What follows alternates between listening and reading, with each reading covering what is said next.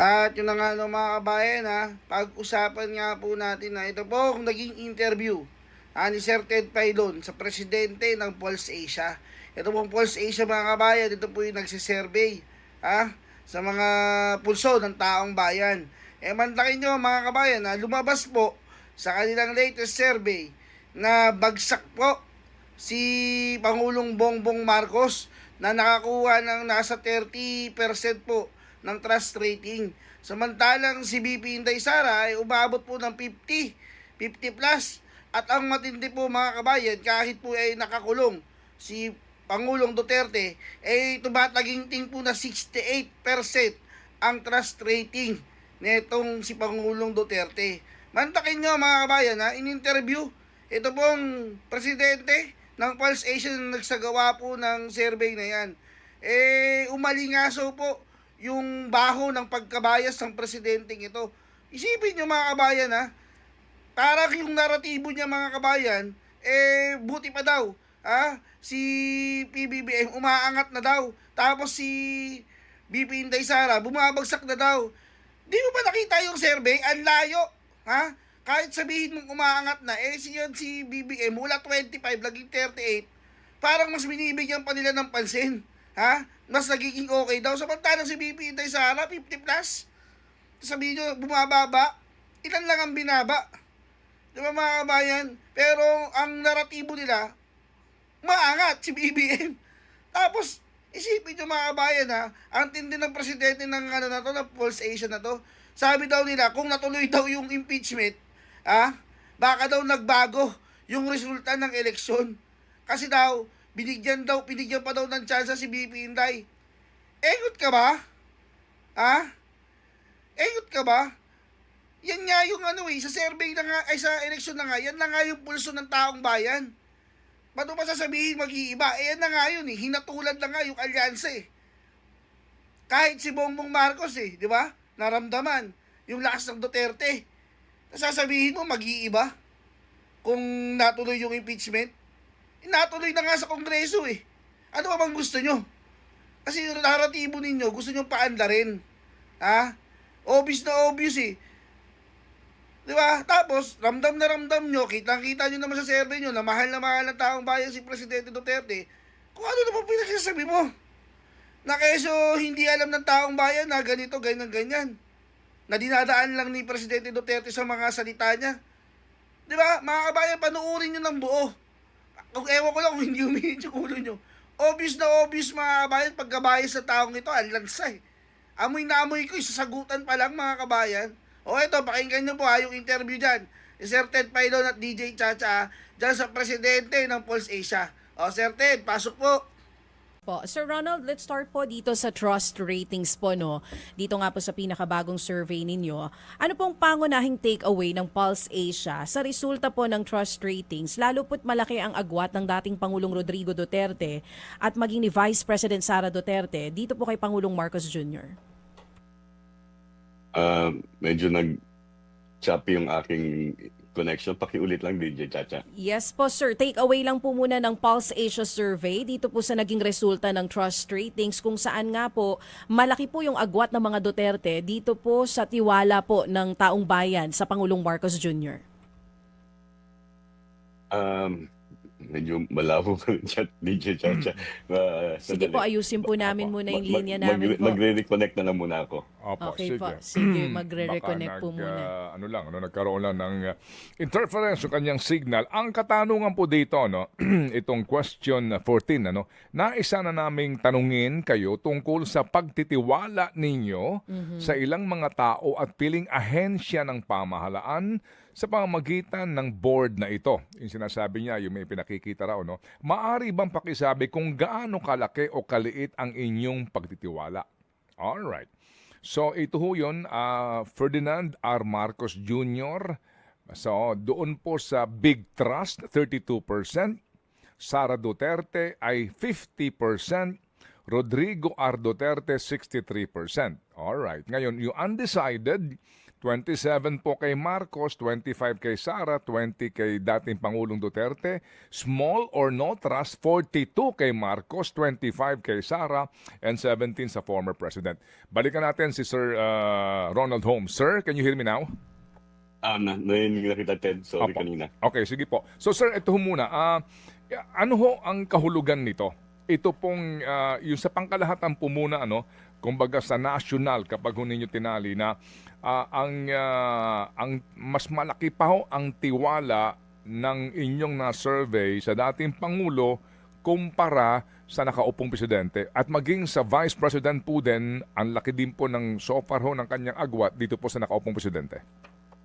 Siguro, yung isang kahulugan niyan ay merong hindi nasisiyahan ang mamamayan sa pagganap ng tungkulin ng Pangulo. Hindi rin nila nagugustuhan ng kanyang ibang ginagawa na maaring pinananagot kung kaya't hindi siya pinagkakatiwalaan ng karamihan ng mga Pilipino. Although bumaba na ito, Ted, no? Dati mayorya yan nung Marso, ngayon ay 4 sa 10 na lang na Pilipino nagsasabing hindi nagtitiwala kay Bongbong Marcos. Nangangahulugan ho ba mas gumanda pa ito kumbaga? Nag-improve na kung ikukumpara nung March 2025 survey kasi noon parang 54% ang hindi nagtitiwala sa Pangulo. Alright. Sir, ito hong undecided, dito nga po sa hinimay-himay na resulta nito, sa buong Pilipinas, yung undecided po para kay Pangulong Marcos 27, kay VP Sara 25 and 20 kay Pangulong Duterte. Ano ho kaya itong ano ang factor dito na bakit malaki pa rin po yung undecided? Well, ito yung siguro pag sinabi nating undecided, ito yung bahagi ng ating sambayanan, masasabi nating hindi nila mailagay kung sila ba magtitiwala o hindi nagtitiwala sa mga personalidad na ito. Maaring sa palagay nila ay yung kaguluhan sa politika ay parang wala na silang magagawa. Hindi sila papanig sa sino man. At ito yung mga grupo na maaring pagsimulan ng anumang maaring i-organisa sa anumang pagkilos ng ilang mga grupo sa ating lipunan. Sir, puntahan naman po natin ito pong naging survey ninyo tungkol po sa impeachment case ni Vice President Sara Duterte. Nakalagay po dito 50% ng respondents hindi po sang-ayon dito at sa Mindanao 96% po yung tutol. Ano pong basa ng Pulse Asia po dito?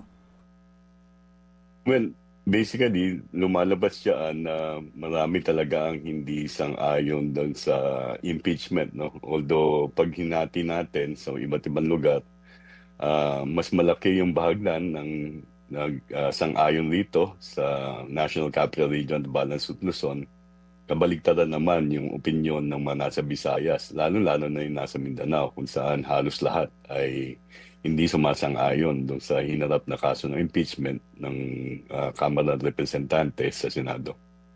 Yun nga po yung binabanggit nyo kasi sa NCR, maging sa Class A, B, C, hati po yung opinion. Tama po, Sir Ronald? Yeah, basically, yun nung pag tinignan rin natin yung trust rating, hindi naman ganun kataasan rin yung trust rating ni Vice Presidente Sara Duterte sa NCR, no? Kanina sabi niyo po, yung trust ratings ng Pangulong Marcos Jr. May improvement compared dun sa nakaraang Pulse Asia survey. Dito po kay VP Sara, kung ikukumpara natin dun sa nakaraan, nag-improve po ba ito o mas bumaba? Again din, Chacha. Pakiulit daw siya, please. Opo, yes po. Sir Ronald, si VP Sara po ba, kung ikukumpara natin dun sa nakaraang survey, mas may improvement din po ba o bumaba po ba yung kanyang naging trust ratings? Sorry. Opo. Hindi masyadong malinaw. Sandali lang. Alright. Sir Ronald, if you can hear me, bago ko tunghayan itong impeachment tsaka itong ICC issue, balikan ko lang itong trust ratings. Dito po sa distrust, if you can hear me, yung ABC, 43 kay Pangulong Marcos, 28 kay VP Sara, kay dating Pangulong Duterte 22. Mas malaki pa ho ito kumpara sa D-class, no? Anong paliwanag kaya dito na bakit itong ABC po na socio-economic class ang laki kay Pangulong Marcos? yung distrust. Opo, sa Ah, distrust, the distrust po. Kalakihan kasi niyang ABC na yan, Ted, ay nandun sa Class C. Yung masasabi nating nasa broad middle class, no? At maaring ito yung mga natatamaan ng mataas na presyo ng mga bilihin, maaring ito rin yung may concern sa masasabi nating katiwalian sa gobyerno o maging sa perception na medyo nagde-deteriorate yung peace and order. Okay, so nadala yung Class A, B ng Class C sa dami nila, ganun po yon. Sa Class A, B, C, ang malaking bagda niyan ay nandun sa Class C. Maliit lang talaga yung A, B eh. Yan yung Opo, okay. walang 1-2% lang yan. Opo. Sa Class E, ito na po yung ika nga po ay nasa laylayan ng ating pong socioeconomic class. 46% yung distrust. Opo. Nag-improve na ho ba ito? Itong 46% na ito? Well, actually, parang bumaba marginally. I mean, tumaas marginally distrust sa Class E. Although hindi statistically significant. So halos kalahati na ang hindi nagtitiwala kay Pangulong Bongbong Marcos sa Class E. So, sa kabuuan ng populasyon, pwede natin sabihin na yan ay mga, sabi nga namin, mga 15% ng total adult population. Alright. At ito pong survey ninyo, ginawa May 6 to 9 o bago na maghalalan, Sir Ronald? Yes. Opo. At dito po, kapag inisa-isa natin yung regions, NCR, sa distrust 33 po kay Pangulong Marcos, kay Sara Duterte 32, 33, Balance Luzon 23 kay Marcos, 35 dito po kay Sara, 24 kay dating Pangulo, Visayas 42 kay Pangulong Marcos, 27 kay VP Sara, 14 po kay dating Pangulo, pero sa Mindanao 81 kay Marcos, 1 kay Sara, 1 po kay dating Pangulo. Sa distrust ito. So, maaari bang sabihin na ito po ang sumalamin din dun sa resulta ng halalan sa pagkasenador? Well, masasabi natin nagsasalamin to, nung maaaring resulta. Kasi pag tingnan natin, Ted, yung nabanggit mo, kunyari sa Visayas, 42% ang distrust sa Pangulo. Ay maraming nagulat na natalo ang gobernador ng Cebu. At pag tinignan natin yung resulta ng eleksyon sa Cebu, ang mga nanalong mga senador, marami doon ay nasa PDP. So, kasi ang kalakihan ng Visayas, pwede natin sabihin, mas malaki ang Region 7 kung ikukumpara natin sa, let's say, Region 8, Eastern Visayas. Oo. So, although hati-hati yan, kasi basically tatlong region yan yung Western, Eastern, Central at saka ang Negros.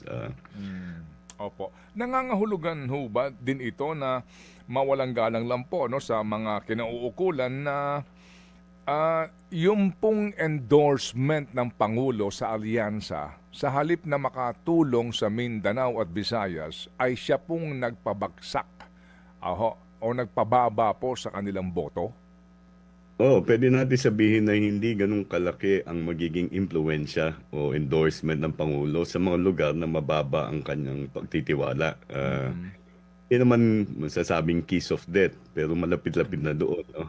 Kasi yun ang kadalasan binabanggit. Paano mo iboboto ang isang individual na ini-endorso ng isang nanunungkulan na hindi mo pinagkakatiwalaan?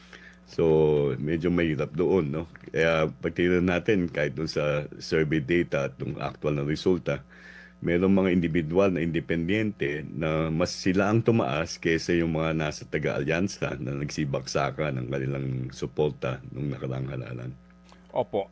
Dito po sa tinanong ni Chacha kanina tungkol sa impeachment naman, Sir Ronald, hindi ko alam, may gumawa din po kasi ng isang survey daw na pabor sa impeachment. Pero ito nga po sa inyo ay May 6 to 9. Isanama nga po dito po sa katanungan din doon sa trust nga po na usapin kanina. Ito ho bang resulta dito po sa sinasabi nga na mas marami ang hindi payag, hindi po sang-ayon sa impeachment complaint na inihain ng Kamara? Ito po ba ay pwede pa po bang magbago kung sakasakali o ito nga yung damdamin lang nila nung panahon na tinanong sila? Nung panahon na tinanong sila kasi ang kondisyon na maaaring naka-influensya sa kanila diyan ay yung mga kaganapan bago do sa survey. Hindi natin masasabing mananatili ito, lalong-lalo na pag nagsimula na yung paglilitis, no, Ted? At kung titingnan natin itong kasagutan rito, ang kadahilanan kung bakit kalahati ay hindi sang-ayon, napakarami, halos lahat ng nasa Mindanao ay hindi sumasang-ayon. Yun yung nagdulot ng pagtaas ng bilang ng hindi sumasang-ayon sa kabuuan ng ating bansa. Opo, ito pong survey na ito, sir, maari ba ho nating sabihin na na maaring maging guidance ngayon para po sa narrative or information management on the impending impeachment trial? Nito pong nagsusulong nito ngayon at siya ho naman ding magtatayo para po sa prosecution ng presidente ng Vice President. Yes, definitely. Ito yung magiging parang challenge, no, doon sa prosecution. Paano mo mababago ang pananaw ng publiko tungkol sa impeachment? Kasi ang hindi natin alam dito ay gaano kalalim ba ang kanilang pag-unawa doon sa mga hinarap na kaso sa impeachment. At hindi pa nila nakikita ebidensya. Yung paglilitis ang pagkakataon na iharap ang lahat ng ebidensya na nagpapatunay doon sa mga sinasabing mga kaso na hinarap sa laban sa Vice Presidente. So, nakita na natin to, Ted, no, nung nakaraang impeachment nung kay Corona na hindi rin ganun kapabor ang mga Pilipino sa simula. Pero habang tumatakbo yung paglilitis, nagbabago yung ganang opinyon. Sabi ko nga, kung natuloy yung paglilitis, maaaring ring bago sa eleksyon, maaaring hindi ganyan ang naging resulta ng eleksyon. Kasi, kumbaga, parang pinagbigyan mo ng panahon, nirelieve mo si Vice Presidente Sara sa kanyang pananagutan, hinayaan nyo siyang makalaya at mag-endorso. Pag nagsimula na yung paglilitis, tignan natin, susukatin muli natin kung sang-ayon ba o anong opinyon ng mga mamamayan. Opo, Sir Ronald, kung inyong maaalala, hindi ho ba bago itong halalan, nagkaroon na po ng survey kung saan bumaba yung trust ratings and approval ratings sa Vice Presidente. At that time, ang pinakaputok na balita ay yung pong sinasabing confidential fund na paggagasta ng Vice Presidente at doon po nalantad ang mga umano ay mga pangalan ng piatos, etc. Yeah. Yun yung sinasabi ko rin, no? Tama ka dyan, Ted, no? Nung panahon na mayroong mga investigasyon sa mababang kapulungan tungkol doon sa confidential fund, nakita natin yung pagbaksak ng approval at ng trust rating ng Vice Presidente. Kung di ako nagkakamali, simula nung third quarter na at last quarter ng 2024. Kaso nga lang, natapos na yung investigasyon na yun, hinarap na yung impeachment case, at pagkatapos nun ay wala, na-defer yung paglilitis. Kaya hindi natin alam kung magsisimula ulit yan, tingnan natin kung magbabago ulit, babalik ulit yung maaring bumaba o maaring hindi gumalaw ang pagtitiwala sa Vice Presidente. Depende na yan talaga sa lakas ng ebidensya at kagalingan ng prosecution kasi yan ang titimbanghin ng publiko.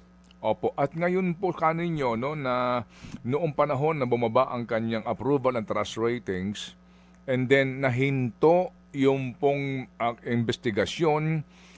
Opo, na timing naman na pumayag ang gobyerno na maaresto ang dating Pangulong Duterte.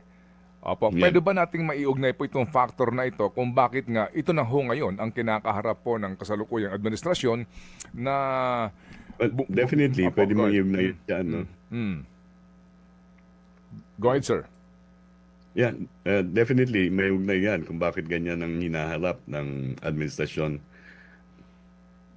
Opo, opo. Sir, dito po sa undecided, nakikita po natin medyo mataas din, 21%. Paano po ba ito i-interpret ng Pulse Asia? Ito po ba dahil sa natatanong ba rin sila kaya sila undecided dahil kulang sila sa impormasyon or ito ba indication na political fatigue ng mga Pinoy, parang wala na masyadong pake dahil mas focus po sila dun sa kanilang pangkabuhayan? Yeah, maaaring bahagi yun na kulang sila sa impormasyon, maaaring wala silang pakialam, maaaring naghihintay sila ng kadagdagang impormasyon para masabi nila kung sila'y sumasang-ayon o hindi sumasang-ayon. Pag tingnan natin, doon nga sa NCR at Balance of Luzon, halos isa sa tatlo ang undecided eh.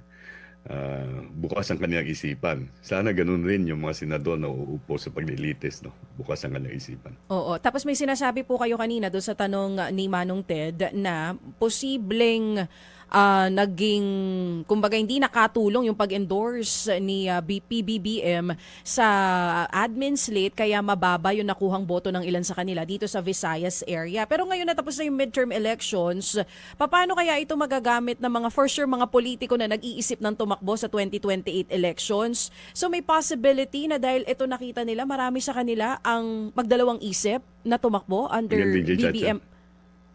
Yes po, opo. Professor, naririnig niyo na po ako? Yes, yes, yes. Oo. May posibilidad po ba na sa paparating na 2028 elections dahil hindi naging maganda sa Visayas area yung mga senador na tumakbo under the admin administration, posibleng sa 2028 magsarili na lang or maging independent yung ibang candidates natin kaysa tumakbo under admin ng BBM? Ayun, nagka-problema tayo with our internet. Sige. Nag-stuck So, na po si S- Professor. Sir Ronald, ano po, Oo. kasama po dito no sa inyong binabanggit po na study nga tungkol doon sa kaalaman no dito po sa usapin ng arrest of the former president. If you can hear me now, ang tanong ninyo, may narinig na basa o napanood na ba kayo tungkol dito o wala pa? 100% for NCR, Balance Luzon 98%, Visayas Mindanao 100%, no? So, kapag ho ganyan, yan ho ba ay may kaakibat pang katanungan o yun na po yun doon nga sa usapin ng kasong kinakaharap niya, crimes against humanity po ito? Yep.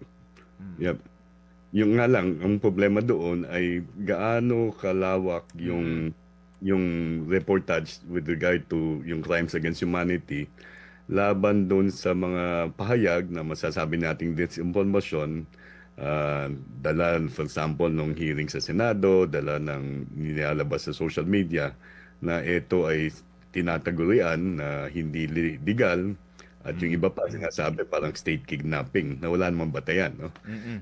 So, gaano ito nakaka-impluwensya dito sa opinion na ito. So, basically, yun yung kabuuan yung kabuuan ng ating ecosystem ng information. Medyo iba-iba ang nakukuhang impormasyon ng mamamayan. So, gaya ng sinabi kanina, siguro ay isaayos ng administrasyon at ng mga grupong gustong baguhin ang opinyon ng mamamayan, lalo-lalo na kasi mabigat itong kasong to crimes against humanity, di ba? Impunity.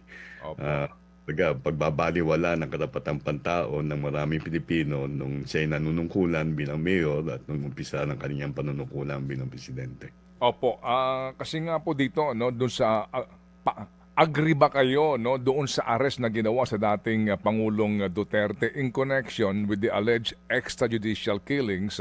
Ang disagree po dito sa total ho ng bansa 58%, no? Pero dito po kapag ABC class 48, 58 po sa D and 74 sa E.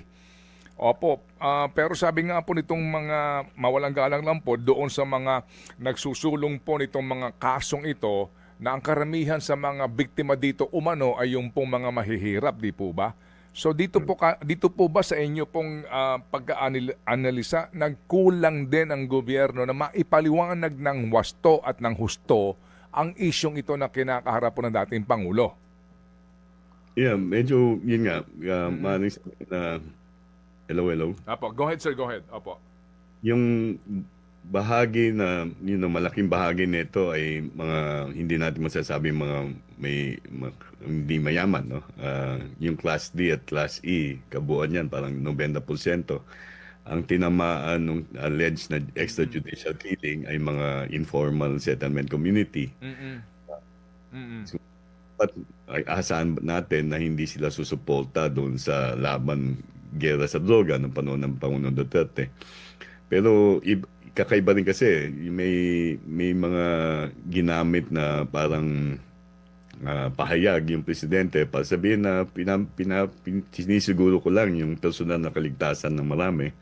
So may ambivalence yan, no? Yung pangamba sila, nung panahon na ginagawa namin yung survey noon, may pangamba sila tungkol sa extrajudicial killing, pero sumusuporta sila sa gera laban sa droga dahil ito'y maaaring tutulot ng kaligtasan personal. So yung ambivalence na yon nare-reflect doon sa support for the drug war. At dito makikita rin natin parang bakit hindi sila sumasang-ayon sa pag-aaresto. Maaaring hindi dahil doon sa hindi sila sumasang-ayon doon sa mga kaso, kundi yung inihahayag ng mga supporter ni dating Pangulong Duterte na pamamaraan ng pag-aaresto.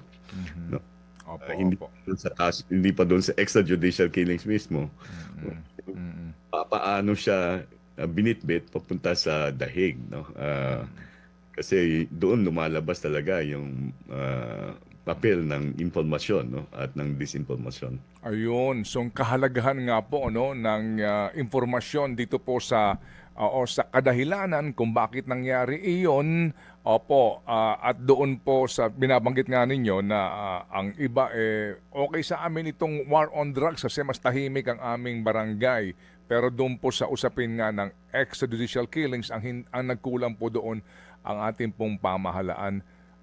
Sir Ronald, gaano ka-importante ito ngayon? Kasi kung ito po ang magiging guide ng Administrasyong Marcos, gaano ka-importante na mag-adjust sila sa pangangailangan sa information dissemination and narrative dito po sa mga usapin ng impeachment at yung arrest ng dating Pangulo. Pag hindi nila po ito na-manage, ano po ang mga pwedeng harapin nilang problema in the near future? Well, kinakailangan talaga mas maging madalas ang pagpapahayag nila, no? Kung maaari. Kung ihahambing lang natin yung dating Pangulo at ang kasalukuyang Pangulo, Ted, DJ Chatchat, di ba? Yung dating Pangulo, nung panahon ng COVID, linggo-linggo lumalabas, no? Bagamat recorded at bagamat sinasabi ng iba, hindi na naiintindihan ko na sinasabi. Ang kasalukuyang Pangulo, madalas ay ang kanyang mga pahayag ng administrasyon ay galing sa kanyang press officer. Siguro dapat tumarap siya sa legitimate media at sagutin niya mga tanong at handa siya at maayos niyang sasagutin ng mga ito. Kasi ang parating paglabas ng Pangulo at pagharap sa media ay isang pamamaraan para siguro malabanan yung disinformasyon na nanggagaling sa iba't ibang grupo. Opo, at dito po sa usapin ng impeachment trial, Sir Ronald, no, alam po naman natin po, bagamat dapat pinagbabasihan ng ebidensya, pero ang mga senador ay mga politiko, gaano ka-importante rin ito dahil sa ang magiging boto ho ng iba, marahil ng iba lang naman, ay kung anong sentimiento ng taong bayan. So muli po, ano po ang inyong maibibigay na guidance dito po sa paghawak sa informasyon? Well, yun ang talagang mahalaga, no? Dapat siguro ay talagang sa akin, Ted, pag naharap ng ebidensya at mabigat ang ebidensya, makikita natin sa akin with greater certainty na magbabago opinyon. Kasi pag napakita mo na may pagkakamali at dapat panugutin ang isang individual, partikular na rito sa Vice Presidente, hindi ka naman bulag, no? Hindi ka naman parang sasarado mo lang yung mata doon sa nakikita mong ebidensya. Sana ganun rin yung mga senators, no? Makikita naman natin, siguro alam rin ng mga senador na pananagutin rin sila kasi 3 taon na lang yung karamihan sa kanila ihahalal muli o maaaring tatakbo sa ibang posisyon. So, tignan natin. Although sabi mo nga, mga politiko yan, maaaring iba ang kanilang calibration ng kanilang gagawin. Opo. Meron ba dito sa pag-aaral ninyo kung ang source ng information ng mga natanong dito, kung ano ba, mainstream o more on the internet, social media? Wala po, meron po. Lumalabas na pagdating doon sa election, television pa rin ang pangunahin, pero malaki na rin yung pahagdan ng social media, no? Halos kapantay na nga kasi parang kung pagtingnan natin yung news about the election, yung television 70%, pero pagtingnan mo yung internet ay 70% rin. Opo. Medyo malawak na rin kasi ang access sa internet. 8 sa 10 Pilipino, batay sa mga survey na ginawa namin at batay rin sa survey ng ibang grupo, ay may access sa internet. At karamihan nito ay nakikita nila yung balita sa Facebook. At sa Facebook, ang mga nagbabalita ay hindi lang yung mga news outfit na may presence sa Facebook. Iba't ibang grupo yan. At ito'y naapektuhan ng sinasabing algorithm. Opo. Sir Ronald, dito po sa inyong survey may sinasabi kayo, government agencies din, yung kanilang performance and trust ratings, may ganun din po kayo study? Yeah, yung tatlong ahensya, basically yung AFP, yung PNP, at saka yung COMELEC. So, lahat sila ay may marioryang pagtitiwala ang mga Pilipino. Opo. Pero other than that, wala na pong iba pang mga departamento ho na nakasama sa survey? Again, Ted? Opo. Maliban doon sa AFP, PNP, tsaka COMELEC, wala na pong iba pang nasama sa survey po ng mga departamento? Yes, ito lang tatlo kasi parang ang tinitingnan namin, parati namin ginagawa ito malapit sa halalan, kung ano magiging pagtitiwala sa COMELEC at yung mga i-deputize nila para mapaniguro na maayos, mapayapa ang eleksyon. At ito nga yung kapulisan at yung militar. Opo, sige po. Sa panghuli po, Sir Ronald, ano po ang inyong reaksyon sa mga may duda dito sa accuracy po ng inyong survey, considering po na mukha doon pong hindi naging accurate po ang inyong survey doon po sa nagdaang pong senatorial elections?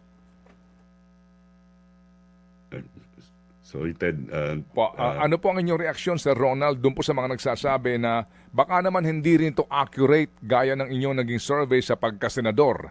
Opo, itong inyong survey na ito, sir. Opo, can you hear me, sir? Professor? Opo. Yeah, yes. Okay, last time. Ano po ang inyong masasabi doon sa mga nagkokomento na gaano ka-accurate itong inyong survey na ito? Doon nga sa pagkasenador na survey ninyo, hindi naman accurate daw. Well, nung ang hinahambing ng umpisa ay yung Abril na survey, no? That was done April 20 to 24, 3 linggo bago doon sa eleksyon. Itong survey na ito na ginawa noong May 6 to 9, 19 na kandidato ang maaring manalo, no? At yung kasama doon sa 19 na yun, yung 12 nanalo. At makikita doon sa paghinahambing hinambing namin yung pre-election preference, batay sa survey, doon sa actual result, karamihan doon sa 12 na nanalo ay bumaba ang kanilang suporta. 2 lamang ang tumaas. Ito ay si Bam Aquino at si Kiko Pangilinan. Kung kaya't ang kinalabasan nun, maaring ito yung nagpapaliwanag kung bakit bumaba yung rangko ng ilan na mataas ang suporta sa mga pre-election survey at tumaas ang rangko nila Senator-elect Bam Aquino at ni Kiko Pangilinan.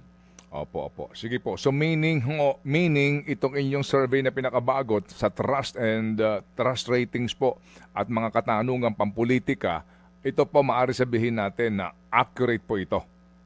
Yes, basically it captures yung opinion ng tao ng panahon na yun. Okay. Sige po. Sir, salamat po na marami sa inyo pong paliwanag dito po sa napaka-importanteng bagay na ito. Salamat po, Professor.